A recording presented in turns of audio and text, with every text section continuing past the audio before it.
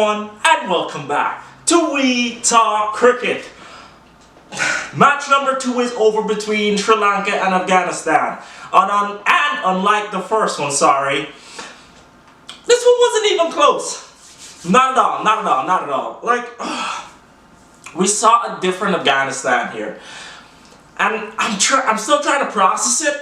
So let's go into talking about stats and we'll jump into everything else. We had Sri Lanka batting first, making 308 for 6, another 300 par total.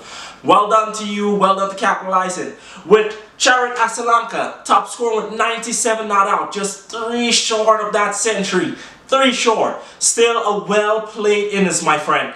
He got good support from Kusal Mendes, who made 61. Finally good to see you getting back into form. You are the skipper of this side, but you have not been in form lately. Don't get me wrong when I say this, all our Sri Lankan fans out there, but you know what I'm talking about. He has not been in form lately, alright?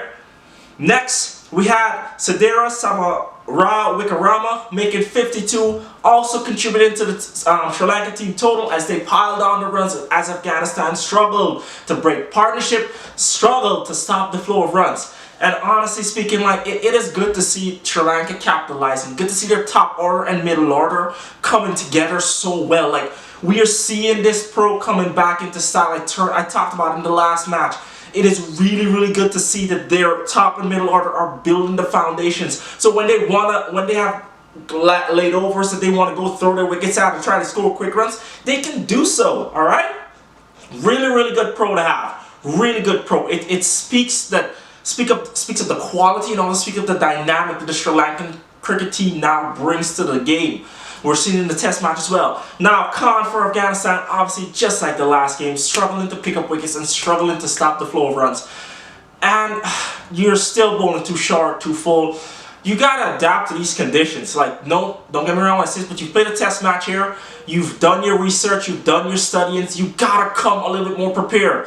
Come more prepared to restrict the opponent or they will take advantage. This is their backyard. You cannot just be like, hey, alright, let's just go into the match. Yes, you still play your own style of cricket, that's fine, but come prepared to at least just say, hey, this is what's going to work on this wicket. This is the way we should bowl. Alright? Just some stuff to work on. Afghanistan in response, trying to chase 309, were bundled out for 153 all out. Yeah. I was a little sad because judging coming off the first game, I was like, I know there's the fight. So it was really sad to see them being bundled up, but one man was the chief destroyer. We'll get to him in a second. But we did have Rahman Shah continuing his good form, making 63, and receiving some good support from Ibrahim Zadran, who made 54. If you haven't noticed, Gurbaz has not been making runs lately, and I kind of think it's because they've been trying to tweak his game.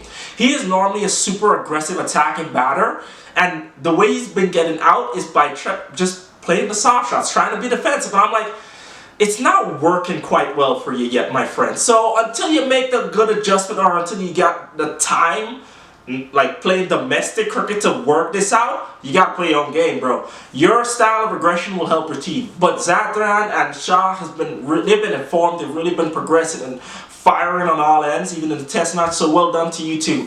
Now, the man I'm talking about is Hasaranga, obviously. Back into the squad. Kind of funny he didn't play the first ODI. But anyway, back into the squad, picking up 4 for 27 off of 7 overs. Whenever he makes an entrance, it is always a grand entrance. I'm sorry, you gotta say it. Always a grand entrance. Well done to you, Hasaranga. It's good to see you coming back not just in the T20, but also the one-day squad. Who knows? Hopefully we may see you in the test squad.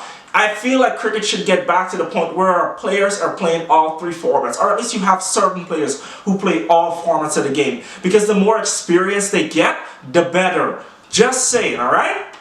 Now that he got good support from Asitas Fernando and Dilshan Mudushanka, who both picked up 2 wickets, just aiding him, and that caused Sri Lanka romp to victory.